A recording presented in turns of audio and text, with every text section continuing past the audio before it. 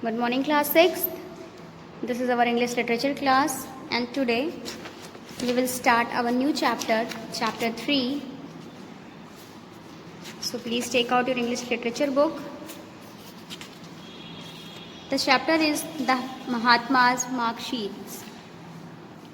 So this is our 12th video, and we will read out the chapter and underline the hard words today.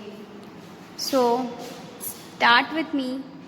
Mahatma Gandhi was one of the most influential men of the 20th century, but what kind of a student had he been? Our curiosity in this regard is understandable, and the answers can be found in his own autobiography.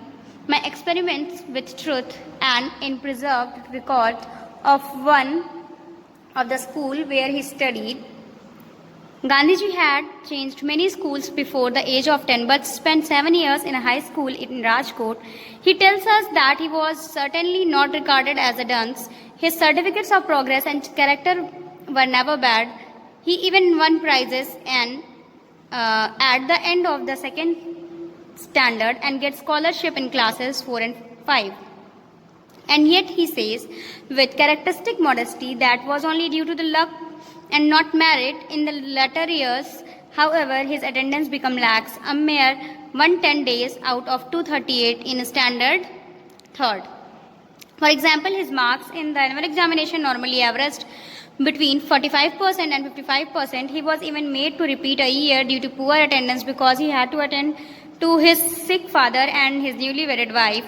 He then became a serious student and got an overall score of 66.5%. He could no longer be called a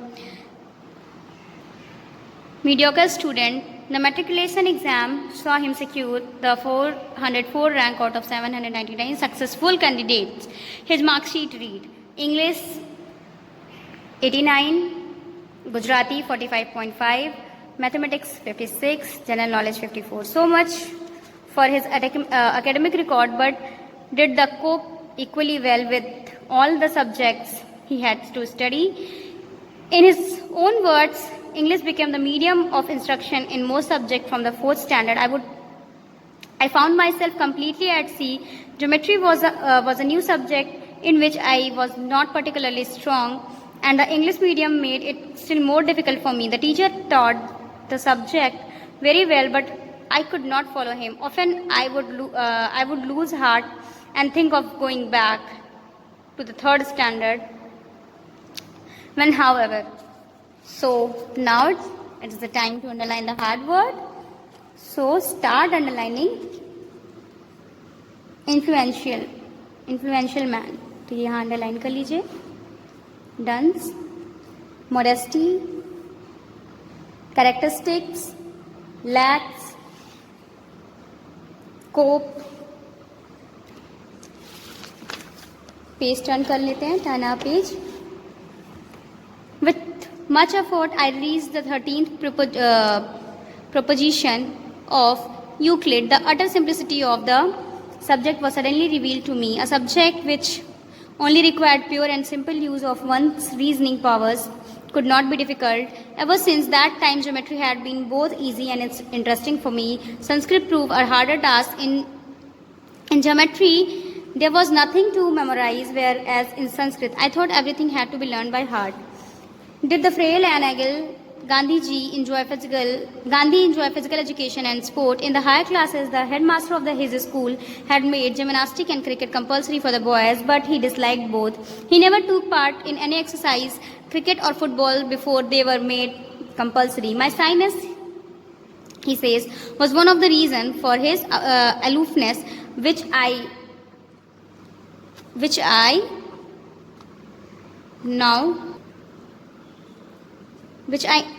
now see was wrong.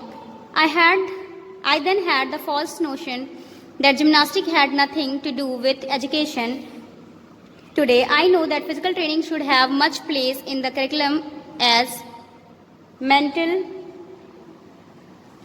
training. Another regret that Gandhi felt in later years was about the neglect of handwriting. Even until his days in England, he had paid little attention to his handwriting. But later, when he was in South Africa and saw the beautiful handwriting of lawyer and young men born and educated there, he repeated of his neglect. He repented of his neglect. He repented of his neglect. To quote him, I saw that bad handwriting should be regarded as a sign of an imperfect education. I tried later to improve mine, but it was too late. I could never repair the neglect of my youth. Let every young man and woman be warned by my example and understand that good handwriting is a necessary part of education. Despite his rather ordinary performance in examination, Gandhiji middle school teacher marked his conduct as very good. He record also provide glimpse of some of the writing that Gandhiji did in his English papers, perhaps an essay that he wrote in about 40 lines on the advantages of cheerful disposition encouraged him to become that rare politician when was never known to have lost his temper.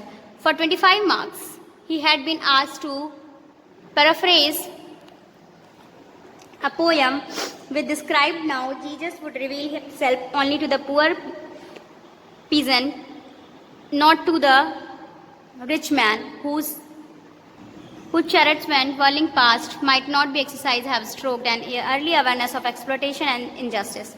Such are the records relating to a student who later exerted the influence on the countless Indians and turned ordinary teacher, lawyer, clerks and like into nationalistic with heroism and a spirit of self-sacrifice. It has been said that Gandhi could fashion heroes out of common clay. His first and undoubtedly his most successful experiment was with himself. Let's underline the hard words. Euclid, frail, agile, aloofness, disposition, paraphrase, stroked, exploitation, fashion. Once again, Euclid, frail, agile, aloofness, disposition, paraphrase, stroke, exploitation, fashion. ये सारे hard words हैं, इन्हें underline कर लीजिए. Next video में हम chapter को explain करेंगे और साथ ही साथ हार्ड वर्ड की मीनिंग भी करेंगे. Till then bye bye, have a good day.